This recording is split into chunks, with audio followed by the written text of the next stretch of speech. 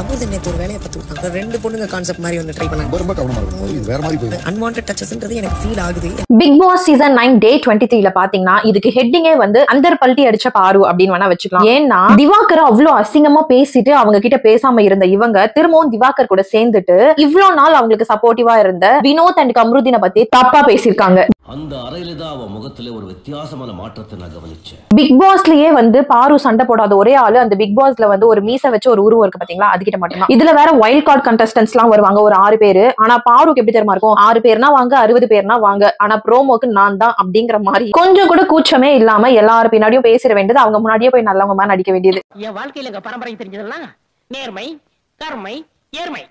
Day start ஆகும் போதே என்ன நடந்துச்சுன்னா எல்லாருமே வந்து வெளியில டான்ஸ் ஆடிட்டு இருப்பாங்க. ஆல்ரெடி அவங்களோட ட்ரெஸ்ஸஸ், லிப்ஸ்டிக் எல்லாமே எடுத்துட்டு போன பிக் பாஸ்ல இருந்து கிச்சன்ல இருக்க ப்ரொவிஷன்ஸ் ஐட்டமும் எடுத்துருவாங்க. Bigg Boss team members mask எல்லாம் போட்டுட்டு வந்து எல்லா திங்ஸும் எடுத்துட்டு போயிருவாங்க. அண்ட் அதுக்கப்புறம் இவங்க உள்ள போய் பார்க்கும்போது எதுவுமே இருக்காது. அப்பவே எல்லாரும் நினைப்பாங்க, ஓ நமக்கு நல்லா பெருசா தர போறாங்க அப்படின்னு நினைச்சிட்டு கொஞ்சம் சந்தோஷப்பட்டுட்டு இருப்பாங்க. ஆனா வந்தது என்னமோ கொஞ்சம் அரிசி, பாசிப்பருப்பு, எல்லாருக்குமே வந்து ஒரு பிரஷ், பல்லாச்சு வளக்கிக்கிட்டோம் அப்படின்ற மாதிரி, அப்புறம் பேஸ்ட், அப்புறம் சோப், இது மட்டும் தான் கொடுத்திருப்பாங்க. அவங்களுடைய ரியல் திங்ஸ் எல்லாமே அவங்க வாங்கணும்னா இதுக்கப்புறம் நடக்க போற கேம்ஸ் எல்லாமே வின் பண்ணி தான் வாங்கின மாதிரி இருக்கும். எபிசோட்ல வந்து பார்வதி லிப்ஸ்டிக் போடாம மூஞ்ச பார்க்க முடியாத மாதிரி தான் இருக்கும். இந்த நிலைமை இதே தொடர்ந்துச்சுன்னா பாதிப்பு நம்மளுக்கும் தான் மக்களே. ஏன்னா அவங்க மூஞ்ச பார்க்க சகிக்காது.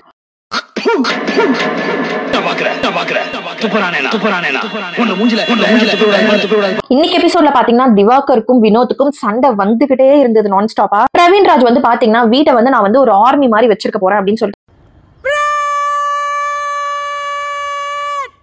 காலையிலே வந்து எல்லாரையும் பரேடுக்கு கூப்பிடுற மாதிரி கூப்பிட்டு நிக்க வச்சுட்டு பாசிட்டிவ் அஃபர்மேஷனை பத்தி பேசலாம் அப்படின்னு சொல்லிட்டு ஒருத்தவங்க அவங்க கருத்தை வந்து சொல்லணும். அது வந்து மத்தவங்க எல்லாம் ரிப்பீட் பண்ற மாதிரி இருந்தது. ஃபர்ஸ்ட் வந்து கமருதீன் சொன்னாங்க, அவர் ஏதோ ஒரு டைலாக் எல்லாம் சொல்லிட்டு நான் ரொம்ப நல்லவன் அப்படின்ற மாதிரி சொல்லிட்டு இருந்தாரு.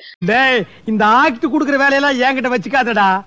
நீ யாருன்னு எனக்கு தெரியும், நான் யாருன்னு உனக்கு தெரியும், நம்ம 2 பேர் யாருங்கிறது இந்த. அண்ட் அதுக்கப்புறம் நம்ம நடிப்பு அரக்கன் அவரே பேர் வச்சுக்கிட்டாரு இல்லையா, அவர் வந்து என்ன சொல்வாரு, தர்மமே வெல்லும் கடைசியில் சூது கவும் அப்படின்னு போதே வந்து நிறைய பேர் வந்து எப்படா முடிப்ப அப்படின்ற மாதிரி தான் வெயிட் பண்ணிட்டு இருந்தாங்க. வினோத்துக்கு தான் கொஞ்சம் வாய் நீளமாச்சே, போதும் போதும் ஏதோ சொல்லிடுவாரு. உடனே வந்துட்டு திவாகர் ஆரம்பிச்சிருவாரு, அது எப்படி நான் பேசும்போது நீ போதும் போதும் சொல்லுவ அப்படின்னு சொல்லிட்டு சண்டை முத்தி போனதுல பைத்தியக்காரன் அப்படின்னு சொல்லிட்டு வினோத் சொல்லிடுவாரு.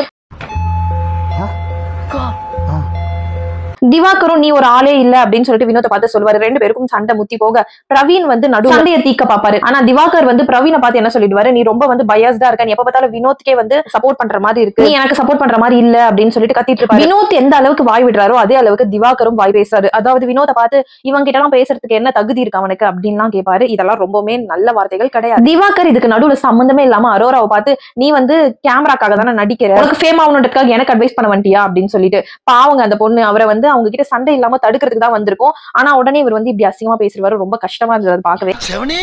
போய்க்கிருந்தேன் யாரு வம்பு தும்புக்காச்சும் போனா கௌரவம் கௌரவம்னு என் கௌரவத்தையே ஆரம்பிச்சிட்டீங்களா. இவங்க சண்டையில குறுக்க போய் மனசு உடைஞ்ச பிரவீன் வந்துட்டு தியானம் பண்ணிட்டு இருப்பாரு வெளியில உட்காந்துட்டு. அதுக்கப்புறம் பிக் பாஸ் கூப்பிட்டு பிரவீன் என்ன ஆர்மி வீடு மாதிரி வச்சிருப்பேன்னு சொன்னீங்க, பட் அந்த மாதிரிலாம் இல்லையே அப்படின்னு சொல்லிடுவாரு. அதுக்கப்புறம் உள்ள போயிட்டு எல்லாருமே செக் பண்ணுங்க, ஏதாச்சும் திங்ஸ் வச்சிருக்காங்களா அப்படின்னு செக் பண்ணுவாரு. அப்ப பாத்தீங்கன்னா கனியோட மைக் பேட்டரி பேக்ல வந்துட்டு ஒரு சேஃப்டி பின் மட்டும் இருக்கும், அதையும் எடுத்துருவாரு. அண்ட் அதுக்கப்புறம் பிரவீன் ராஜே வந்து ஒரு பெர்ஃபியூம் வந்து வச்சிருந்திருப்பாரு, அதையும் எடுத்துட்டு வந்து பிக் பாஸ் கிட்ட ஒப்படைச்சிருவாரு. பிக் பாஸே நம்மள திரும்ப இப்படி வந்து ஆர்மி மாதிரி வச்சிலன்னு கேட்டாரே இருக்கான்ல என்ன பண்ணுவாரு, எல்லாரையும் லிவிங் ஏரியா உட்கார பிரவீன் வந்து ஸ்ட்ரெச்சஸ் வந்துட்டு கெமி அவர்கள் சொல்லி தரணும் அப்படின்னு சொல்லிருப்பாரு. உடனே பார்வதி வந்துட்டு இத நான் கண்டிப்பா பண்ணியே ஆகணுமா சார் வந்து சொன்னாங்க, நீங்க இந்த ஆர்மி கேம்ப் மாதிரி கொண்டு செலுத்த போறீங்களா, இந்த வாரத்தை நான் எப்படி கொண்டு போறோமோ அப்படி தான் கொண்டு போறேன். இந்த ஆர்மி கேம்பா பாக்குறீங்களா, அது உங்க இது வந்து ஆர்மி மாதிரியே கம்பல்சரி நானும் பண்ணி ஆகணுமா ஸ்ட்ரிக்ட்டா அப்படின்னு உடனே 2 பேருக்கும் வாக்குவாதம் ஆயிடும். பிரவீன் ராஜ் என்ன சொல்லுவாரு, வாயை மூடிட்டு உட்காரு அப்படின்னு சொல்லுவாரு. அத வேற ஞாபகப்படுத்திட்டீங்க, நெஞ்சமெல்லாம் பொண்ணா இருக்கு தம்பி, மறக்க முடியல. அந்த அளவுக்கு அவரை கோபப்படுத்தி விட்டது பார்வதியோட வார்த்தைகள் தான். அவங்களும் அவரை மரியாதையே இல்லாம வாடா போடான்னு சொன்னது, ரொம்ப கேவலமா ஏச்சிப்போ அப்படின்னு சொன்னது எல்லாமே தப்பு. அதுக்கப்புறம் பிரவீன் என்ன சொல்லிடுவாரு, ஆமா ஆர்மி வீடு தான் அப்படின்றவாரு. அதை சொல்லிட்டு போயா அப்படின்னு சொல்லிட்டு இவங்களும் ஒரு பக்கம் பேச ஆரம்பிச்சிருவாங்க. வினோத்துக்கு கோவம் வந்துரும், பிரவீனை ஏன் நீ வந்து போடான்னு சொன்ன, உன்ன அவன் வாடி போடின்னு சொன்னா நீ சும்மா இருப்பியா அப்படின்னு சொல்லிட்டு நடுவுல வந்து கேள்வி கேட்டுருவாரு. கடுப்பான பார்வதி, என் கூடவே இருந்துட்டு என்னையே நீ வந்து அந்த பிரச்சனையில கோத்து விட பார்த்தல அப்படிங்கிற மாதிரி கமருதீன் கிட்ட போய் உட்காந்துட்டு திவாகரையும் கூட்டு சேர்த்துக்கிட்டு வினோத்துக்கு இந்த இந்த வாரம் எலிமினேஷனுக்கு 5 ஓட்டு விழுந்ததுக்கான காரணம் அவர் எனக்கு சப்போர்ட் பண்ணதுதான் அப்படின்னு அவர் நினைச்சிட்டு இருக்காரு போல. அது வந்து அவர் எல்லார்கிட்டயும் சொல்லிட்டு இருக்காரு அப்படின்னு சொல்லுவாங்க. 5 ஓட்டு விழுந்தது இப்ப வந்து என்னுடைய பிரச்சனைக்காக தான் அப்படின்னு அவர் இப்ப சொல்றாரு. அது உண்மைதான், இருந்தாலும் அவங்க அக்செப்ட் பண்ணிக்கணும்ல. வினோத்தும் உள்ள வந்துட்டு நான் அந்த பிரச்சனையில தலையிட்டதால எனக்கு நெகட்டிவா ப்ரொஜெக்ட் ஆயிடுச்சுன்னு தான் சொல்ல வந்தேன். ஆனா உனக்கு சப்போர்ட் பண்ணதால மட்டுமே எனக்கு இப்படி ஆச்சு அப்படின்னு நான் சொல்லல அப்படின்னு சொல்லிட்டு வினோத் விளக்கம் கொடுப்பாரு. ஆனா கமருதீன் இருக்காரு பாருங்க, என்னதான் பாருக்கு சப்போர்ட் பண்ணலாம், ஆனா இந்த அளவுக்கு ஒரு சின்சாவா இருக்கவே கூடாது. நண்பனான வினோத்தியா அந்த இடத்துல விட்டு கொடுத்துட்டு ஆமா அந்த வார்த்தையை சொன்னா அப்படின்னு சொல்லிட்டு பேக் டாக் பண்ணிட்டு இருப்பாரு. கமருதீனுக்கும் நல்லாவே தெரியும் பார்வோட நெகட்டிவிட்டியில சப்போர்ட் பண்ண போய் தான் வினோத்துக்கும் பேர் போச்சு அப்படிங்கறது. இருந்தும் வந்து அவர் பார்வதிக்கு இன்னமும் சப்போர்ட் பண்ணிட்டு இருக்காரு. அதுக்கான ரீசன் நம்ம எல்லாருக்குமே தெரியும் நினைக்கிறேன். இப்படியே கொஞ்ச நேரம் வினோத் கிட்ட வம்பு இழுத்துட்டு சண்டை போட்டு கார்டன் ஏரியால உட்காந்துட்டு இருக்கும் போது திவாகர் கிட்ட சாரினே உனக்கு எனக்கு ஏதாச்சும் பிரச்சனை இதோட மறந்துருவோம் அப்படின்னு சொல்லுவாங்க. அந்த டைம்ல நீங்க ஒரு ரியல் பச்சோந்தி ஒரு ரியல் லைஃப்ல பாக்குற மாதிரி இருக்கும் பார்வை பார்த்தா. உடனே திவாகர் நான் இன்னும் திருந்தல அப்படிங்கிற மாதிரி திரும்பவும் அவங்க கிட்ட பேச ஆரம்பிச்சிருவாரு. அப்போ பாரு ஒரு வார்த்தை சொல்லுவாங்க, கமருதீன் வந்து டபுள் கேம் ஆட பாத்துட்டான் என்கிட்டே. நான் சொல்ற வார்த்தைகள் எல்லாம் வந்து அவன் தான் சொன்ன மாதிரி மத்தவங்க கிட்ட போய் ப்ரொஜெக்ட் பண்ணி அவன் வந்து அந்த இடத்துல ஒரு கேம் விளையாடுறான், அது எனக்கு பிடிக்கவே இல்லை. அது மட்டும் இல்லாம என்ன பேட் டச் எல்லாம் பண்றான், அது எனக்கே தெரியுது அப்படின்னு சொல்லும் போதே எனக்கு சமக்கம் வந்துருச்சுங்க.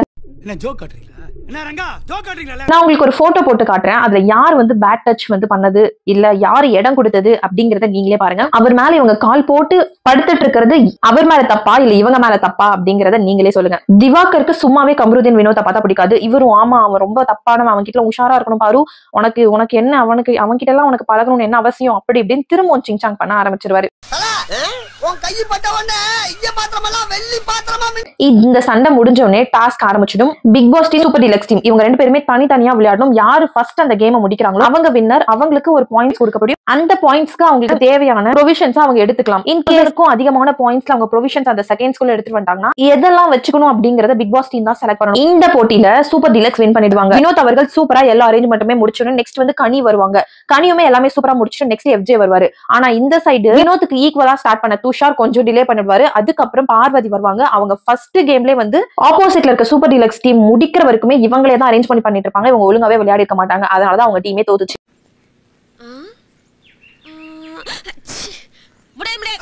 இதே மத்தவங்க அதை பண்ணிருந்தாங்கன்னா பார்வதி சும்மா விட்டுருப்பாங்களா? அதுக்கப்புறம் ப்ரொவிஷன்ஸ் வந்தது. சூப்பர் டீலக்ஸ்க்கு 1000 பாயிண்ட்ஸ் கொடுத்திருந்தாங்க இல்லையா? அவங்க வந்து 9 செகண்ட்ஸ்க்குள்ள எவ்வளவு திங்ஸ் எடுக்கிறாங்களோ அது எல்லாமே அவங்களுக்கு. ஆனா 1000 பாயிண்ட்ஸ் அதிகமா இருந்ததுன்னா அதுல எது வந்து அவங்க வச்சுக்கணும் அப்படிங்கறத பிக் பாஸ் டீம் தான் செலக்ட் பண்ணும். பாத்தீங்கன்னா சபரி வினோத் எல்லாமே அதிகமான திங்ஸ் எடுத்து பிக் பாஸ் டீம் தான் அதுல எது எதெல்லாம் தேவைன்றது அவங்களுக்கு செலக்ட் பண்ணும். அந்த செலக்ஷன் டைம்ல வியானாவை வந்து பிரவீன் வந்து முறைச்சிருவாரு. அதுக்கு வியானா எல்லாரையும் கூப்பிட்டு சண்டை போட்டுட்டு இருப்பாங்க. பாடி லாங்குவேஜஸால எனக்கு ரொம்ப ஹர்ட் பண்றாரு அப்படின்னு சொல்லிட்டு அவங்களா வந்து பேசிட்டு அவங்களா போயிருவாங்க. அந்த சண்டை அப்போ பிரவீனுக்கு எதிராக ஒரு 2-3 பேர் வந்து சண்டை போட்டுட்டு இருப்பாங்க. ஒன்னு திவாகர், இன்னொன்னு பாரு, வியானா. பிக் பாஸ் எல்லாருமே கூப்பிட்டு இது ஒன்னு குரூப் பிளே கிடையாது, இது individual play. Bigg Boss team வந்து சூப்பர் டீலக்ஸ்க்கு விட்டு கொடுத்து அவங்களுக்கு ஏத்த பொருளா நீங்க எடுக்க கூடாது, அவங்களுக்கு ஆப்போசிட்டா பண்ற மாதிரி தான் நீங்க பண்ணணும் அப்படின்னு சொல்லிட்டு அட்வைஸ் பண்ணிட்டு இருப்பாரு. என்ன நடந்தாலும் நான் ரீல்ஸ் பண்ணுவேன் கேமராவை பார்த்து அப்படின்னு சொல்லிட்டு திவாகர் பண்ற அட்டூழியங்கள் உங்களுக்கு பிடிச்சிருந்தா கமெண்ட்ல சொல்லுங்க. இந்த மாதிரி டெய்லி பிக் பாஸ் கண்டென்ட்க்கு என்னோட சேனலை சப்ஸ்கிரைப் பண்ணிக்கோங்க மக்களே.